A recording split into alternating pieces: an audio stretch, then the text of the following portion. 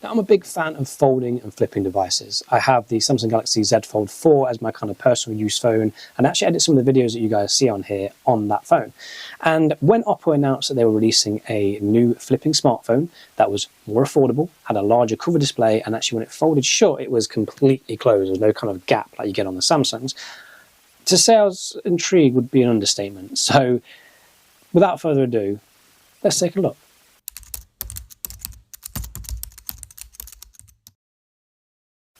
What's going on, guys? My name is Chris and welcome back to the channel. So today we are doing an unboxing and first impressions of the Oppo Find N2 Flip.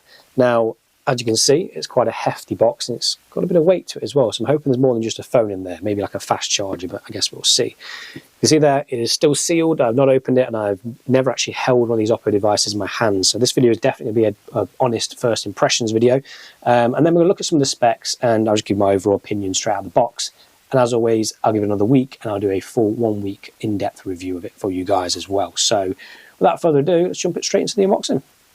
Okay, so I'm not like the other YouTubers. Unfortunately, I do not have a fancy knife to open the box with. I have to use some of these epoxy little scissors, but regardless, it gets the job done either way. Make sure we get straight to that sticker. It's quite a strong one. I think that's done it. Is that done it? Yes, there we go. Right. Let's check out what's inside the box. Well, that's fancy. I don't know if you guys seen that there from that view, but if I turn it sideways, maybe we might. In fact, I'll do it when the actual phone is out of the box. So, first off, we are greeted with the device itself. Like I say, if you can't really see from the angle that the camera's at the minute, the box kind of pushes the device up and like as a presenting kind of view, which is quite cool. I quite like that. So we've got the phone, which we'll put aside just for a minute, and let's check what else is inside this box. So good to see. We do have a charger. So we've got USB-C cable and then a normal USB end at that side, and then we do have a dedicated charger, and this is a 67 watt Super VOOC charger, so that's good to see. Nice to have in the box. I think when you spend this kind of money, you should get these things in there, in my opinion. And lastly, in here, I'm guessing it's just some little leaflets and whatnot. Oh, we actually get a case in the box. Now that's not something we see very often. We've actually got a case, two-sided case. It's just a clear, very plasticky variety. Again, it's a good case to get you started. I wouldn't necessarily keep this on the phone and keep it for protection or looks purpose, but just out straight out of the box, it's good to get a phone at this price and get one in there. So that's quite cool. I like that. What else we got in here? Because it's not just manuals in here, I'm sure.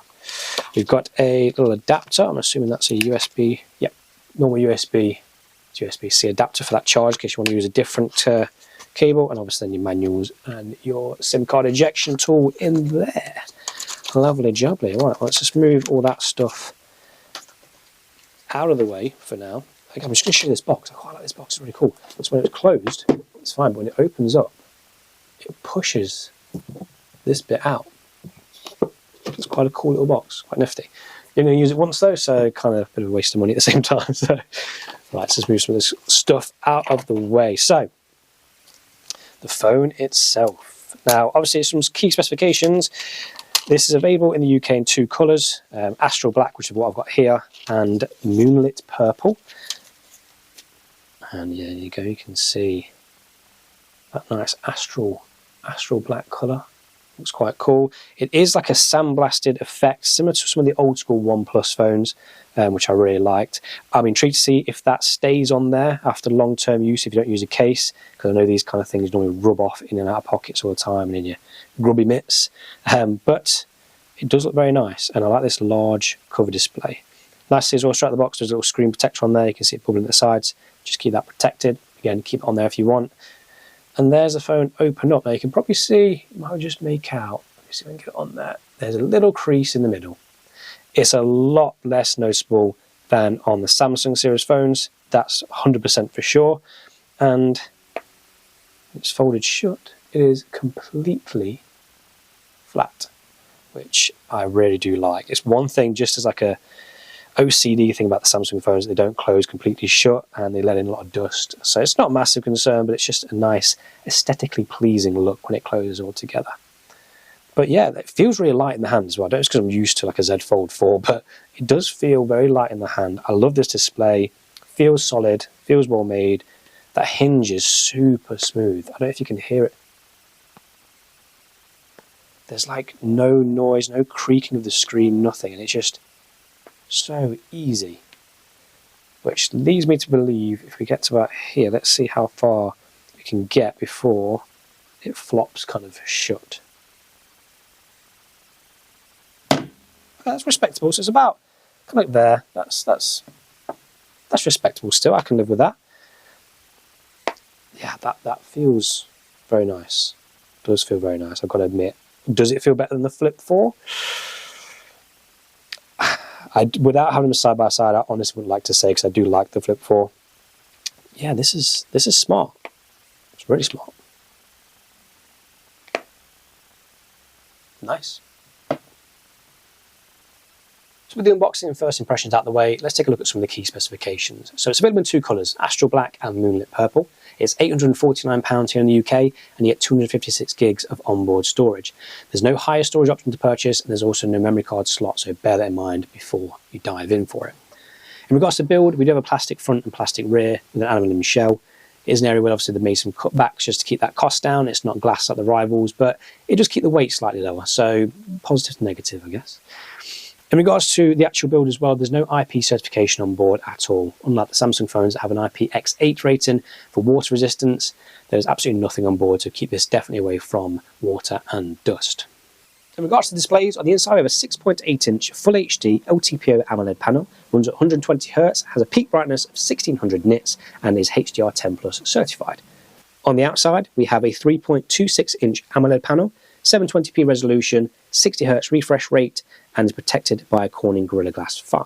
When it comes to the processor, we have a MediaTek Dimensity 9000 Plus in here. It's a 4nm processor backed with 8GB of RAM. When it comes to the cameras, we do have two on board here with a main sensor and an ultra-wide. The main sensor is a 50MP f1.8 lens, 23mm field of view, and has autofocus. There is no mention of optical image stabilization on board, so just bear that in mind. In regards to the ultra-wide, it is a quite low resolution 8MP lens, f2.2 aperture, and 112 degrees field of view. There is no autofocus on board here, so don't expect any kind of super close-up macro shots from this guy.